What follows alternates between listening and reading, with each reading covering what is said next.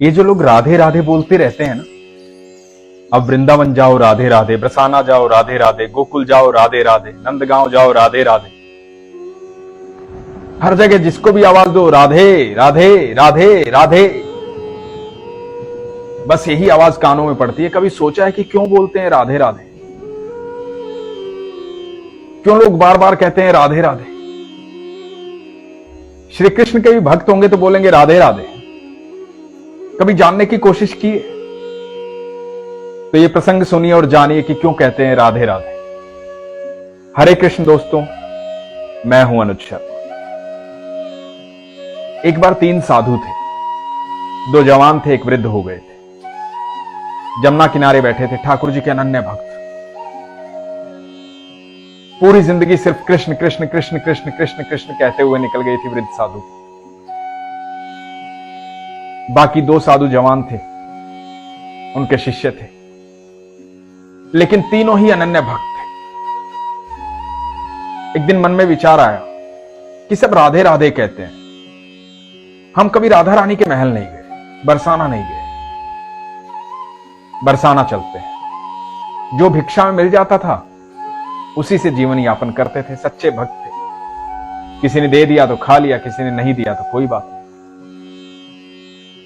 अब बरसाना जाने की बात थी तो वृद्ध साधु ने कहा, हमने सुना है कि वो राधा रानी का महल है ना, ऊंचाई पर है, बहुत सीढ़ियां चढ़नी पड़ती है। मेरे अंदर इतनी हिम्मत नहीं है कि इतनी सीढ़ियां चढ़कर ऊपर जाऊं। मैं तो यहीं से राधा रानी की मानसिक पूजा कर रहा हूं, लेकिन तुम लोग जाकर जरूर आओ। तुम राधा रानी से मिलकर आओ।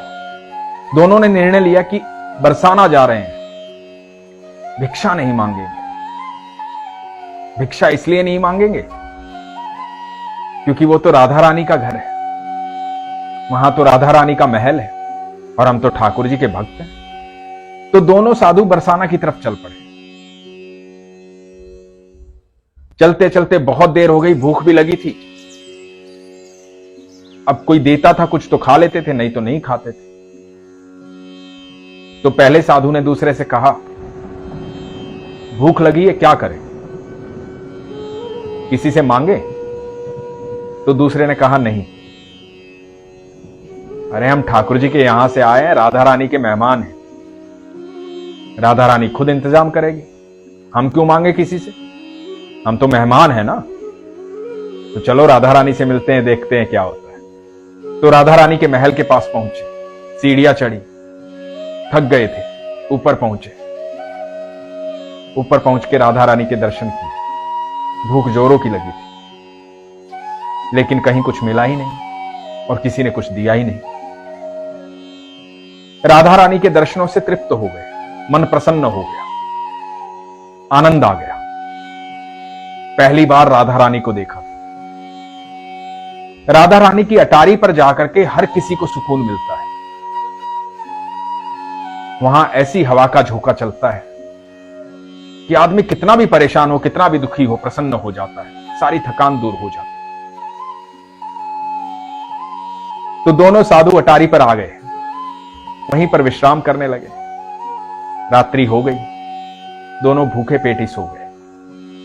इधर राधा रानी की सेवा करने वाले गोस्वामी जी को स्वप्न आता है। स्वप्न में आती है राधा रानी। राधा रानी कहती है, गोस्वामी जी, मेरे 2 मेहमान आए और वो भूखे सो गए मेरी ही अटारी पर। आपने इतना भी ध्यान नहीं दिया कि कोई यहां भूखा सो रहा है। तो गोस्वामी जी ने क्षमा मांगी। गोस्वामी जी ने पूछा कि राधा रानी, मुझे तो पता ही नहीं। राधा रानी ने कहा, जाओ उन्हें भोजन करो, मेरी अटारी पर सो रहे, भूखे पेट सो रहे। गोस्वामी जी हड़बड़ाकर उठे, अटारी पर पहुंचे, देखा 2 साधु सोए। दोनों साधुओं को उठाया, बोला, क्षमा चाहता हूं, आप राधा रानी के मेहमान हैं। तो साधुओं ने कहा कि नहीं, ऐसा तो कुछ नहीं, हम तो आए थे दर्शन करने, थक गए थे, कल सुबह वापस जाएंगे। तो गोस्वामी जी बोले कि आपने कुछ खाया नहीं है, मैं भोजन की व्यवस्था करता हूं, आप आराम से बैठिए, मैं भोजन लेकर आता हूं। और गोस्वामी जी भंडारे में गए, प्रसाद लेकर आए, जो भोग का प्रसाद था, ला करके दोनों साधुओं को दिया। साधुओं ने भोजन किया, आत्मा तृप्त हो गई, मन प्रसन्न हो गया, राधे राधे बोलने लगे। गोस्वामी जी को राधे राधे किया, राधे राधे कर गोस्वामी जी चले गए। गोस्वामी जी बड़े डरे हुए थे, घबराए हुए थे, हड़बड़ाए हुए थे, क्योंकि ये शिकायत राधा रानी ने की। अब दोनों साधु वहीं अटारी पर फिर से सो गए। राधा रानी स्वप्न में आई। राधा रानी ने आके कहा कि कैसा लगा भोजन। दोनों के स्वप्न में आई और दोनों ने ही कहा कि बहुत अच्छा लगा, आनंद आ गया।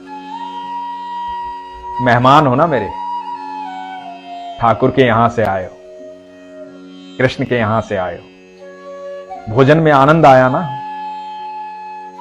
कुछ और व्यवस्था करनी है? तो दोनों साधुओं ने कहा कि नहीं महारानी, आपके दर्शन हो गए, आपको देख लिया, ये सब स्वप्न में चल रहा है। तो राधा रानी ने कहा कि गोस्वामी जी भूल गए, भोजन के पश्चात पान नहीं दिया आपको। मेरे भोग में पान जो चढ़ा था, उस पान का बीड़ा आपको नहीं दिया, ये पान भी ले लो, पान ग्रहण करो, आप मेरे मेहमान हो। दोनों ने स्वप्न में पान लिया, राधा रानी को प्रणाम किया और राधा रानी स्वप्न में अंतर्ध्यान हो गई। ये सुबह 4 बजे की बात है। दोनों की एक साथ निद्रा खुली। दोनों ने एक दूसरे की तरफ देखा, दोनों के मुख से निकला, राधा रानी आई थी स्वप्न में, पान दिया और दोनों ने देखा कि जहां वो सो रहे थे वहीं पर पान रखे हुए थे। वो पान जो राधा रानी ने स्वप्न में पान ग्रहण किया, जोर से राधे राधे चिल्लाए। उसके बाद कभी लौटकर वहां से नहीं आए, बस राधा के होकर रहे। ऐसी महिमा है मेरी राधा रानी, ऐसी मेहमान नवाजी की। उन्होंने तो मजाक में कहा था कि हम राधा रानी के मेहमान हैं, कृष्ण के यहां से जा रहे हैं, लेकिन राधा रानी तो राधा रानी सबको उतना ही प्रेम करती है, उसे सब सुनाई देता है, सब दिखाई देता है। हमारे मन में जो भी भावना आती है हमारे ईश्वर के पास पहुंचती है, चाहे वो अच्छी हो या बुरी। इसलिए अपने मन को सात्विक रखें, सच्चा रखें, सरल रखें, सहज रखें, प्रेम से परिपूर्ण रखें। जिनके हृदय में राधा रानी और ठाकुर जी निवास करते हैं, वो कभी गलत सोचते ही नहीं और गलत कृत्य करते ही नहीं।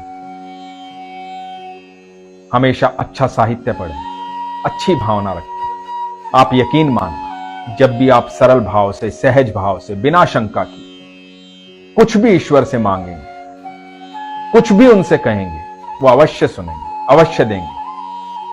कोई भी समस्या आपके लिए बड़ी हो सकती है, लेकिन ईश्वर के लिए कोई भी समस्या बड़ी नहीं है। उनके लिए वो पल भर का काम है, लेकिन आपका विश्वास होना चाहिए, शंका नहीं होनी चाहिए।